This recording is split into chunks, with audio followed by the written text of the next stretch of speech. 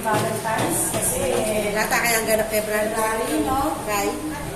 So, siya na. May mga new faces kasi may mga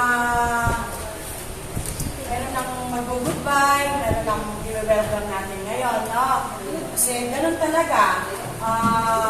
Merong umaalis, merong iniiwan, pero merong bagong dadating. Yun ang natin laging isipin na merong bagong darating, no? Parang sa buhay lang natin, may umaalis, may bumabalik, no? Kaya, let's just think positive na sana maging magaan ang year ng 2025 sa ating lahat. Meron lang ako sanang request habang si Sister Kay. Kilala niyo naman si Sister Kay, no? Na-start na tayo ng medyo matagal. So, this 2025, every meeting natin si Sister Kay, makakasama na natin siya para maging hindi naman sinasabi maging maayos yung buhay natin. Magagdagan yung more spiritual natin, no? Minsan kasi nakakalimutan na natin yun kahit na sabihin natin na may kanya-kanya tayong paniniwala pero isa lang naman ang Panginoon natin, no? So, I'm requesting lang sana na yung silent your phone at kung hindi lang muna emergency, may nag-picture naman sa atin kung kailangan na ng documentation, isisend ko na lang sa GC natin yung mga pictures nila, no? So, doon muna ako, Sister Kay, tapos I will the floor and then after. Thank you po. Thank you, Mansi. Ay, Tagalog, no? Sige, para kung may makakapakinig, naintindihan ako. So, alam ko naman na puro tayo magandang umaga po muli sa inyo. Ay, natutuwa ako at nagagalak na na-resume po yung ating pag-Bible study. Napakahalaga po ng salita ng Diyos at ganoon din yung ating spiritual na relasyon. No? Pero bago po ang lahat, para patnubayan po tayo ng Panginoon sa pakikinig ng kanyang salita, hilingin ko po sana na tayo lahat ay tumayo upang manalangin at humingi ng gabay. Ama namin manal, ngayong oras po ito, ito po'y aming pinupuri at pinapasalamatan sa muling pagkakataon na magkakaroon kami ng pagbubulay-bulay po ng iyong mga salita. Hinihiling po namin ang inyong presensya at gabay sa oras na ito at ganun din ang pagbabasbas mo ng iyong mga salita, pagpapala at pagpapaliwanag para po lalo ka namin makilala at ang aming pong relasyon sa iyo ay manumbalik. Sa oras nito, humihingi po ako ng gabay para ma-share ko ng malinaw at maayos sa ang mga salita mo sa gabay po ng banal na Espiritu. Hinihingi ko rin po ang katahimikan at paglilinaw po sa mga salita mo habang kami po ay binubulay-bulay ang mga ito. Maraming salamat po sa opportunity ito na pinagkaloob mo sa bawat isa sa amin. At pagpalain mo rin po ang solo parents samahan dito po sa Florida. Kagayon din po ang mga namumuna. Bigyan mo rin po ng gabay at kalakasan para pamunahan po ang bawat isa. Maraming salamat po. Muli, ito po ay aming sinasama dinadalangin sa tamang pangalan po ng aming Panginoon at tagapagligtas na si Jesus. Sige po, tayo po ay nakakaupo na. Ngayon po ang ating pagbubulay-bulayan ay nakikita po ang pakikisama ng tao, no? Sa English yung fellowship. Kaya tinignan ko kung ano yung Tagalog niya. Ang Tagalog niya ay pakikisama. No? Pakikisama ng tao. Ang tao po, ano ba talaga yung pakahulugan ng pakikisama, no? Ang tao nung pinanganak siya, siya solo. Ito po ay medyo malapit sa ating mga puso dahil tayo tinatawag ng mga solo parents. Ang samahang ito, no? Tinatawag ng solo parents. No? Pero ang tao, pinanganak siya hindi nag-iisa. No? Pinanganak siya, andoon ang kanyang mga magulang. So, hindi natin, iba merong katagang, no man is an island. Oh.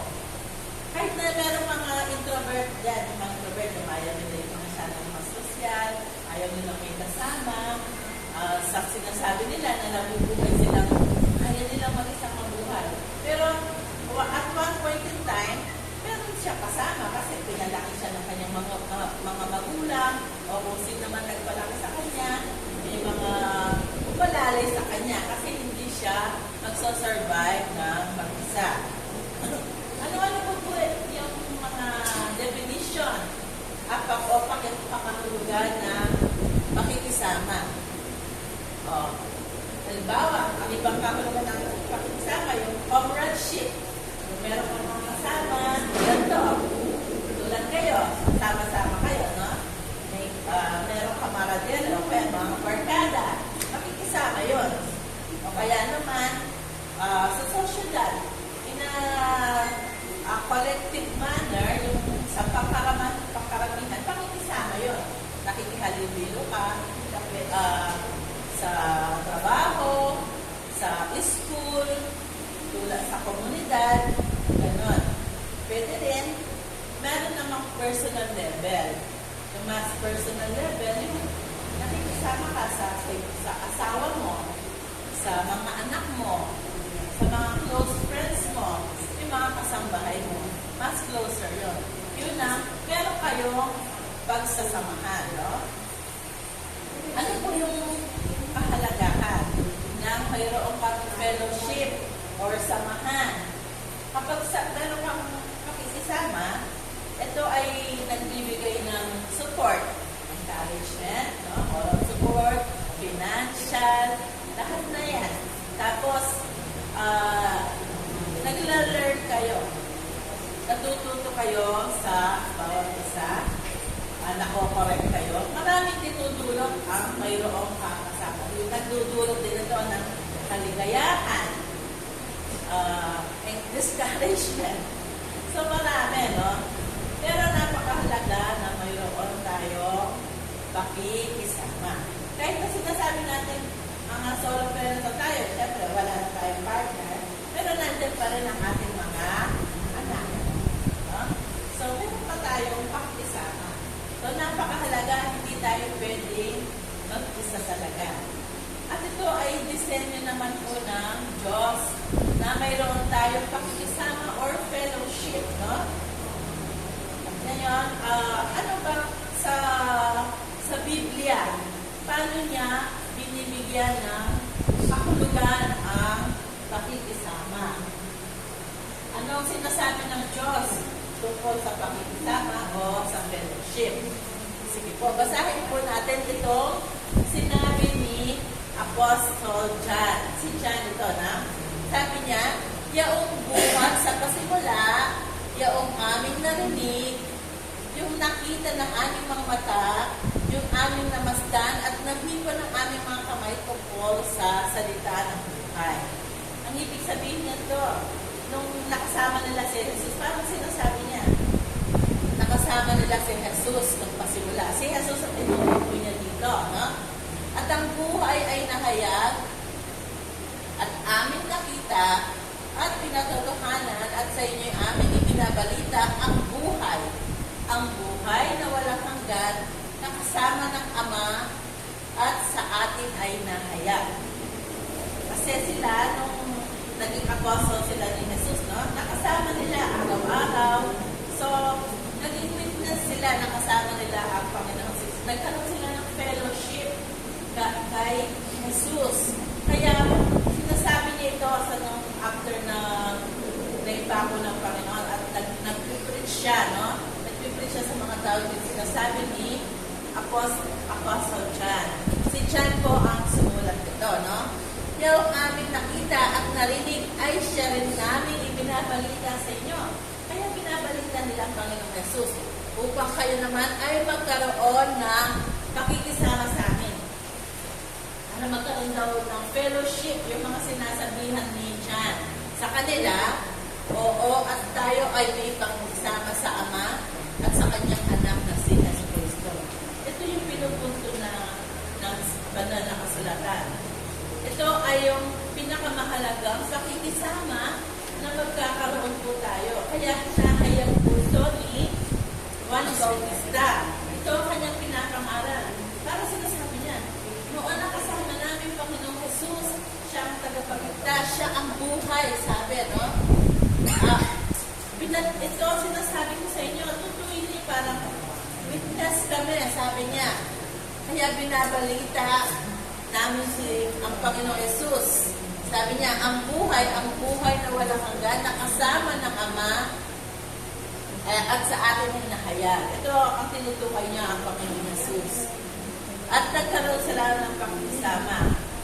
Ito yung pinakamahalagang pakikisama na pwede tayong magkaroon ang pakikisama sa Diyos Ama at sa kanyang anak na si Jesus Cristo.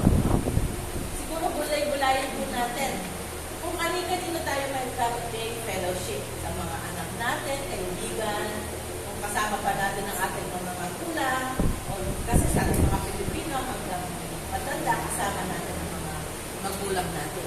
Pero, ito yung pinakamahalagang fellowship na dapat magkaroon tayo or relationship. Kasama nga ba natin sa ating buhay sa araw-araw ang Diyos Ama at ang Panginoong Jesucristo. Ito po ay ang pinakamahalagang relationship or fellowship na dapat ay magkaroon po tayo. Noong unang panahon, doon sa Genesis, ang Diyos ay nilalang niya si Adan at si Eva. No? Nilalang niya ito, sabi niya, nilalang sa kanyang wangis. Una si Adan, pagkatapos si Eva. At meron silang fellowship sa isa't isa. Malaya pinupuntahan ng Panginoon, malaya nilang nakakasama ang Diyos doon sa Eden. Doon sa Garden of Eden kung saan sila nilagay ng Diyos upang mamuhay ng masagana. Hindi nila problema kung saan sila kung ano kakainin nila, kung ano yung susuotin ko nila, saan sila matutulog.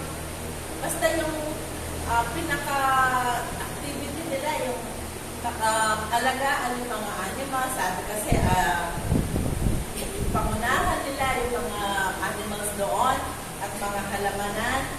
At wala. Freely sila kumakain sa mga bunga ng mga halaman. At ang Diyos ay nakakasama nila. No? Napakasarap ng buhay nila noon. Ngunit, dumating yung pagkakataon na nagkaroon sila ng pagsuway po sa Diyos. No? At nung sumuway sila sa Diyos dahil kinain nila yung pinagbabawal na halaman. No? Pinagbabawal na halaman. Although kung minsan, parang pinipicture na apple, pero wala naman talaga. Kumbaga, ano lang yung symbolism. Tinukso sila ng javelin, ng ahas, naka-form siya parang serpent, no? At si Eva, ginuha niya at pinakain si Adan. At silang dalawa ay sumuway sa bilid ng Diyos, no? At ito po yung nangyari, no? Sa Genesis 3:8, sabi ng Diyos sa kanila, no? Narinig nila ang tinig ng Panginoong Diyos na lumalakad sa halamanan. At doon siya, ang presensya ng Diyos, no? Kasama nila sa kulimlim ng araw, no? At nagtago ang lalaki at ang kanyang asawa sa harapan ng Panginoong Diyos. Kailan po tayo nagtatago kapag mayroong kasalanan? No? Minsan, andyan tayo, pero yung puso natin ay meron tayong tinatago. tinatago. May tinatago po tayo. At si Adan at si Eva ay nagtago sa presensya ng Panginoon. Kasi sa puso nila, alam nila sila ay nagkasala. Ang Panginoon ba? Hindi niya alam yun. Alam ng Panginoon yun dahil makapangyarihan ng Diyos. Nakikita niya po ang lahat-lahat. Wala tayong may tatago kahit na hindi tayo umiimig. Lahat ng pinakasiksik ng ating brain cell, alam niya yan. Wala tayong may tatago. Kung minsan nakakalimutan na nga natin mga kasalanan natin. Pero ang Diyos, alam po niya yan. So, walang maitatago po sa harapan ng Panginoon. Nalungkot ang Diyos, nagkasala si Adan at si Eva. At bilang isang Diyos na banal, ito po ang nangyari. Ito ang nangyari. Nasira ang fellowship nila. Nagkaroon ng laman. Nasira. Kasi meron nagkasala si Adan at si Eva. Sa Genesis 3:23, pakibasa po natin. Kaya pinalayas siya ng Panginoong Diyos sa halamanan ng Eden upang kanyang buririn ang lupaing pinagunan sa kanya. Ano ba't itinaboy ang lalaki at inilagay sa silanganan ng halamanan ng Eden? Ang mga kirubin at ang isang naniningas na tabak na umiikot upang ingatan ang daang patungo sa kahoy ng buhay. Nawala po sila, nabanish sila doon sa Garden of Eden. Kasi yun ay holy place. Hindi na sila pwede pumunta doon. Pero, hindi ibig sabihin hindi sila pinangalagaan pa rin ng Diyos. Nandoon yung parusa or consequences ng kanilang pagkakasala. Pero, inalagaan pa rin sila ng Diyos. Binibisan at tinuruan kung paano mabuhay. At ang higit sa lahat ay binigay niya ang kanyang buktong na anak. Siguro, tingnan po natin ito sa Genesis chapter 3.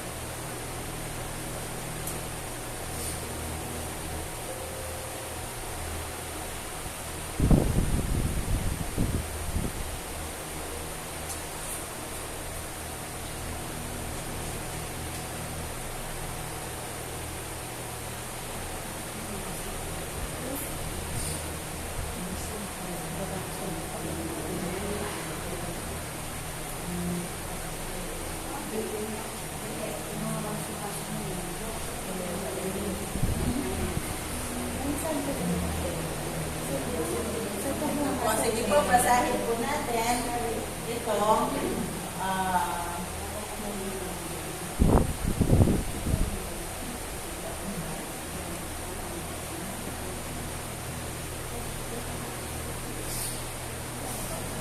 para makita po nyo yung sinabi ng salita.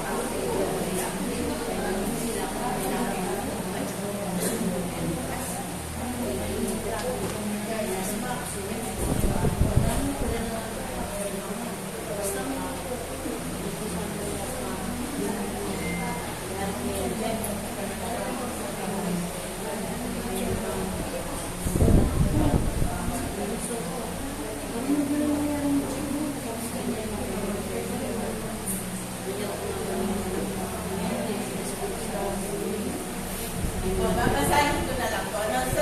Sa Genesis 1:3, sabi ng Panginoon, dahil na nagkasala sila, no? Sa Genesis 3, chapter 3, sabi ng Panginoon, sabi sa babae, at sa 3:14 muna, doon sa ahas, sabi niya. Sinabi ng Panginoon Diyos sa ahas, sapagkat ginawa mo ito ay sumpain ka ng higit sa lahat ng hayop at ng higit sa bawat ganid na para. Ang iyong tiyan ay ilalakad mo at alabok ang iyong kakainin sa lahat ng mga araw ng iyong buhay. At sabi niya sa babae, at pag-aalitin ko ikaw at ang babae, at ang iyong binhi at kaniyang binhi. At ito ang dudulog sa iyong ulo, at ikaw ang dudulog sa kanyang sako. Sinabi niya sa babae, pararamihin mong lukha ang iyong kalumbayan, at ang iyong paglilihi, at manganganak kang may kahirapan. At sa iyong asawa ay pahihinuhon ang iyong kalooban, at siya'y papanginoon sa iyo. At kay Adam ay sinabi, sapagkat iyong nininig ang piling mangingusawa, at kumain ka ng bunga ng pulong kahoy na aking inuutos sa iyo. Huwag kang kakain noon. Sumpain ang lupa dahil sa iyo, kakain ka sa kanya sa pamamagitan ng iyong pagpapagal sa lahat ng mga araw ng iyong buhay. Tapos, sinabi na doon sa sino yung binhi, sinasabi po niya sa babae. Ito ang walang iba kundi ang Panginoong Jesucristo. Siya yung Diyos na nagkatawang tao at pinanganak sa isang babae. No? At sabi niya siya yung dudulog sa ulo ng ahas. Ibig sabihin siya yung pupuksa sa Diablo. No? Balang araw ang Panginoon ay talagang pupuksain ng Diablo at itatapon ito sa walang hanggang parusahan. Kasama ng mga walang tunay na fellowship or relasyon sa Panginoon. No? Di ba alam ng Panginoon kung ito nang mangyayari. Pero mahal nga niya ang tao, no? Noon pa naman pinlano niya na alam na niyang masisira ang fellowship, ang pakikisama niya sa tao. Pero ang solusyon ay inihanda na niya. Ano yung solusyon? Para manumbalik ko ang pakikisama ng Diyos sa tao. Doon po dito po sa ating binasa,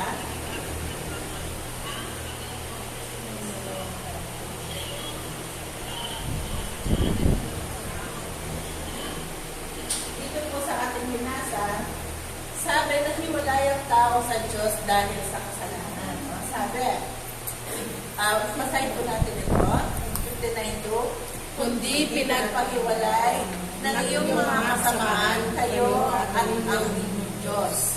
At ang inyong mga kasalanan ay siyang nagpakubli sa kanyang mukha sa inyo upang siya'y huwag makinig. Ang pong nagsisira talaga ng relasyon natin mula sa pool, nung nagkasala si Adan at si Eva, ay ang ating mga kasalanan. No? Ang Diyos po talagang namumuhi siya sa kasalanan dahil siya po ay isang Diyos na banal. Walang kasalanan po na pwedeng mag-dwell, magtagal sa kanyang harapan.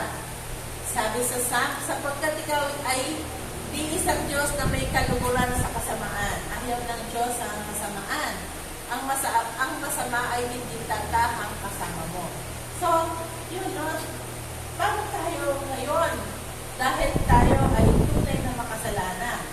Sinasabi sa Roma 3:23, ang lahat ay nagkasala. Bawat isa po sa atin. Wala ni isa, sabi doon. Lahat ay nagkasala. Mapabata man po, matanda, lahat po ay may tayong kasalanan. Mula sa pagkasilang po natin, nasa tiyan pa lang tayo, meron na tayong hinahanang kasalanan. By nature, tayo po ay makasalanan, no? Paano yan? Paano tayo makakasama ulit ng Diyos? Ang mga nilalang niya, ang tao na nilalang niya sa kanyang kawangis. No? Tayo ay lang ng Diyos sa kanyang kawangis. Special tayo sa harapan ng Diyos. Kasi nilalang na tayo mismo sa kanyang mga kamay. Tapos, sabi dito sa 1 Peter, ngunit yamang banal ang sa inyo'y tumawag. Ang Panginoon tinutukoy na doon. Ay magpakabanal naman kayo sa lahat ng paraan ng pamumuhay. Magpakabanal po tayo naman. Pero kaya ba natin ito, no? Hindi. Hirap kaya maging mabait. Dahil na kayo, di ba? Mahirap maging mabait, lalo pa yung magpakabanal. Ang hirap. Hindi sinasabi ng bait ako dahil nung bata ako, maliit rin ako. Sinasabi ng nanay ko yung pinakamatigas lang ang ulo ko. No? Tapos, pero ang Panginoon, mahal na tayo. Sabi niya sa 1 Peter 1:6, sapagkat nasusulat kayo yung mga pakabanal, sapagkat ako'y banal. Sabi ng Diyos yun, no? Pinipilit pa niya tayo maging banal na sa sarili nating kalakasan? Hindi. Siya mismo po ang gumawa ng paraan. Siya yung mismo nag-ayos ng men. Nung una pa ay pinlalo na ng Diyos kung paano mare-reconcile yung ating pong fellowship sa Kanya, no? Pagsasaayos ng pakikisama ng Diyos sa tao. Sa 1 John 1:1, sige po, pwede mag-volunteer magbasa. Kahit sino. Si ate. Wala ko mag- Sige, si ate ko na. John 1:1, pakibasa po. Yung buhat sa pagsimula, yung aming narinig, yung nakita ng aming mga mata, yung aming namasdan at nahipo ng aming mga kamay tungkol sa salita ng Diyos. Sige po, pwede na. At ang buhay. At ang buhay na kaya at aming nakita at tinatotokhanan at sa inyo'y aming binabalita ang buhay na walang hanggan, kasama ng Ama at sa ating ay nakayag. Sige po. Isa pa, sige. Ang aming nakita at narinig ay siya rin namin binabalita sa inyo upang kayo naman ay magkaroon ng pakikisama sa amin. Oo, kung tayo ay may pakikisama sa Ama at sa Kanyang Anak na si Kristo. Yun. Nung ang Panginoong Jesus sabi, siya ang buhay. At sa pamamagitan niya, magkakaroon tayo ng pakikisama. Kaya binabalita siya at nakasama namin siya, sabi ni Juan, at siya ang magbibigay ng buhay. Sa kanyang magsisimula ang buhay na walang hanggan na ipinangako sa mga lahat ng magkakaroon ng pakikisama. Pero paano nga ba? Paano tayo magkakaroon po ng pakikisama sa ating Panginoong Jesus? Una, sabi sa John 1:15, ito ang pasabing aming narinig sa Kanya. At sa inyo'y aming binabalita na ang Diyos ay ilaw at sa Kanya'y walang anumang kadiliman. At kung sinasabi natin tayo may pakikisama sa Kanya at nagsisilakap tayo sa kadiliman, ay nangaguguluhanan tayo at hindi tayo nagsisigawan ng katotohanan. So, ibig sabihin, kung sinasabi natin, ay, ako, Kristiyano ako, may relasyon ako sa Diyos, malapit ako sa Diyos, religious ako, umaga, hapon. Lumuluhod ako. Ang ginagawa ko, may nagpe-penitensya ako. Ganito po ba yung kaparaanan? Sabi ang Diyos ay liwanag. Tapos, pero kung may kasalanan tayo,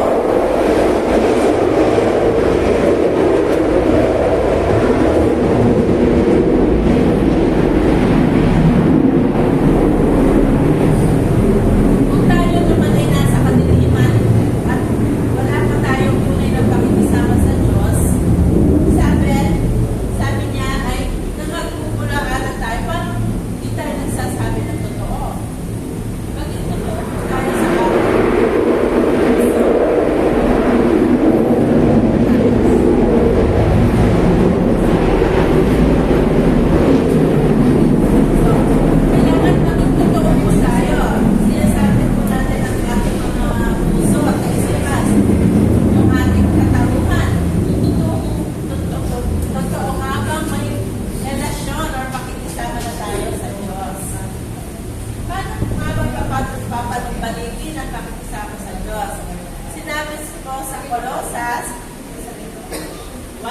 At kayo nang nakaraang panahon ay nangahihiwalay at mga kaaway sa inyong pag-iisip, sa inyong mga gawang masama. Ngayon may ipagkasundo niya ngayon sa katawan ng kanyang laman sa pamamagitan ng kamatayan upang kayo ay harap ng mga banal at walang bugis at walang kapatasan. Ito po, sa pamamagitan noon, malayo tayo sa Diyos sa 1:21. Iwalay tayo dahil sa kasalanan natin. Pero, paano tayo pinagkasundo sa pamamagitan ng kanyang kamatayan? No?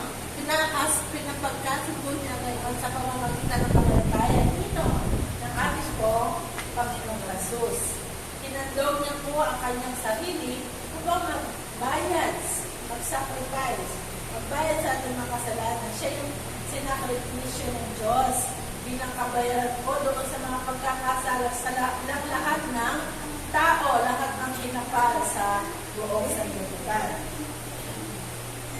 At ito ay ating paniniwalaan sa ating puso, pag-iisip, at hihingi po tayo ng kapatawaran sa Panginoon ay muli po ay magkakasundo tayo, magkakaroon tayo ng pakikipagkasundo sa Panginoon.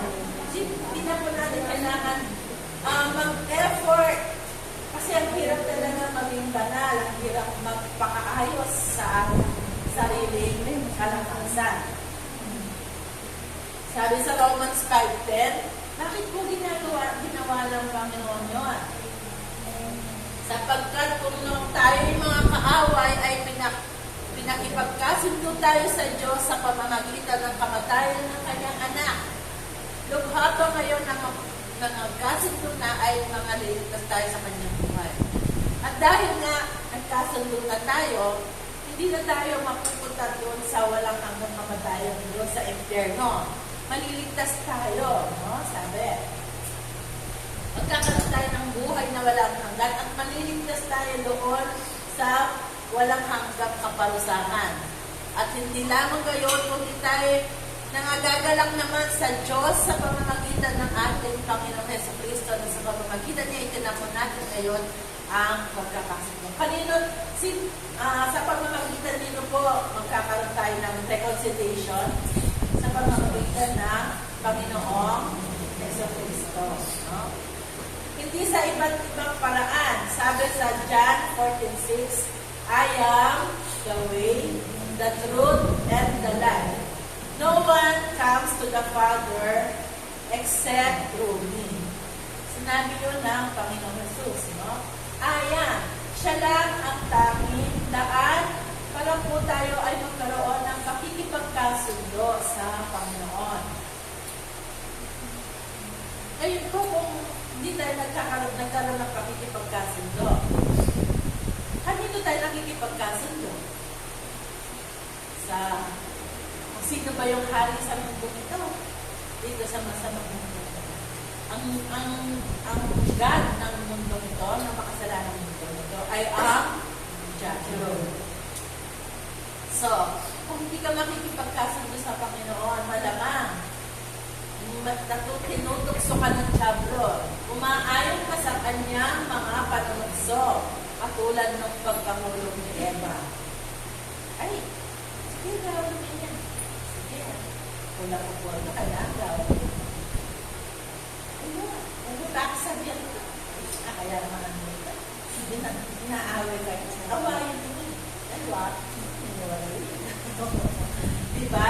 Talagang ang papakunan natin ang tendency ay ang Diablo. Talagang araw-araw siguro hindi na talagang nagwo-work overtime ang Diablo para tayo ay malayo ng malayo at huwag tayo makipagkasundo sa Diyos. No? Hinihiwalay na tayo. Huwag kang makinig sa salita ng Diyos. Marami kang gagawin. Ay, naantok ka, huwag ka nang mag-pray. Ay, huwag mong pakinggan yan yung mga salita ng Diyos. kilalanin ng Diyos, hindi. Maraming mga pinaparaan ng Diablo. No? Para tayo ay hindi tunay na magkaroon ng pakikipagkasundo sa Diyos. Ito po ay pinakamahalagang bagay sa buhay natin. Ngayong mga panahon na to, nirarush tayo ng mundo. Kasi parang ang dami natin dapat gawin, no? Yung pamilya natin, yung mga problema natin, yung mga politiko natin, yung mga umakapi sa atin, meron na naman, no? Meron ng mga maraming nagdedemand sa atin. Pero yan ay mga kaparaanan ng mundo, ng Diablo at ng ating sarili mismo para tayo ay lumayo sa Diyos. At ang Diyos naman, gumagawa naman siya ng kaparaanan. Unang-una ay kaparaanan ng pagkamatay ng kanyang buktong na anak na ang Panginoong Jesus, no? Para binigyan tayo ng kaligtasan. Siya ay namatay doon sa krus. Inilibing at muling nabuhay para ang sino mang sumampalataya sa Kanya ay hindi mapapahamak kundi magkaroon ng buhay na walang hanggan. Yun ay sa John 3:16. No? Yun po ang ibig ng Diyos sa atin dahil napakamahal niya sa atin. Napakamahal tayo sa Kanya. Ito po sa Roma 5:8. Pakibasa po natin. Dito po na tayo magbawas. Datapwat ipinagtatagubilin ng Diyos ang kanyang pag-ibig sa atin na nang tayo'y mga makasalanan pa, si Kristo ay namatay dahil sa atin. Wala ka nga ngayong hinahalik na sa pamamagitan ng kanyang dugo ay makaligtas tayo sa galit ng Diyos sa pamamagitan niya. Sapagkat kung tayo'y mga kaaway, ay pinapagkasundo tayo sa Diyos sa pamamagitan ng kamatayan ng kanyang anak. Lubha pa kayo yung nagkakasundo na ay makaliligtas tayo sa kanyang buhay. At hindi lamang gayon, kundi tayo nagagawa naman sa Diyos sa pamamagitan ng ating Panginoon Jesucristo, na sa pamamagitan niya ay nakuha natin ngayon ang pagkakasundo. Napakagandang verse. Kahapon po akong ginagawa ko yung lesson na to. Nagpasalamat ako sa Diyos. Dahil ang pinakamahalagang pakikipagkasundo ay natanong ko, hindi ko sinasabing mabait ako, sabi ko nga sa inyo, sa bahay ako. Noon, ang bata ako. Pero, pinagsisihan ko ang aking mga kasalanan. At nung tinulay-bulayang, tinanggap ko ang Panginoon bilang Diyos at aking sariling tagapagligtas.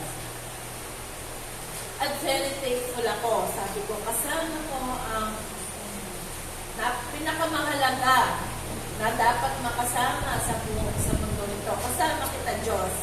Alam ko, bawat oras, bawat araw, bawat segundo nandito ka sa katabi ko. Hindi mo ako iiwan, hindi mo ako mababayaan. At higit sa lahat,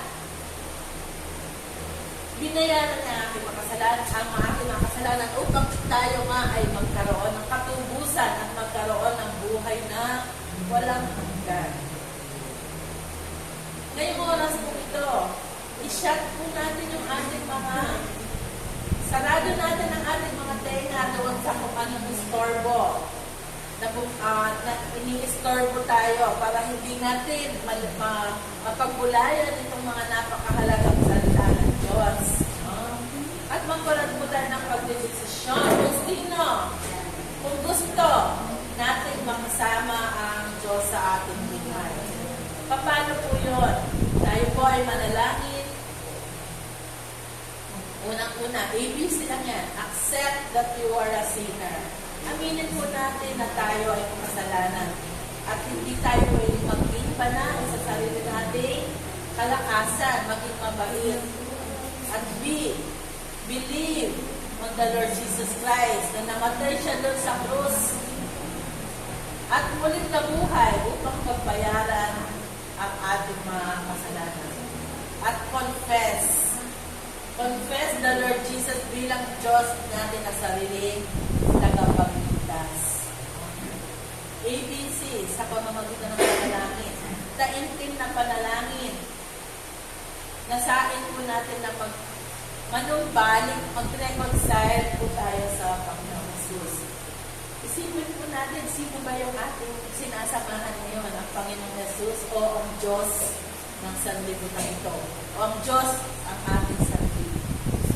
Sana po ay mag-desisyon po tayo ng tama sa ating buhay.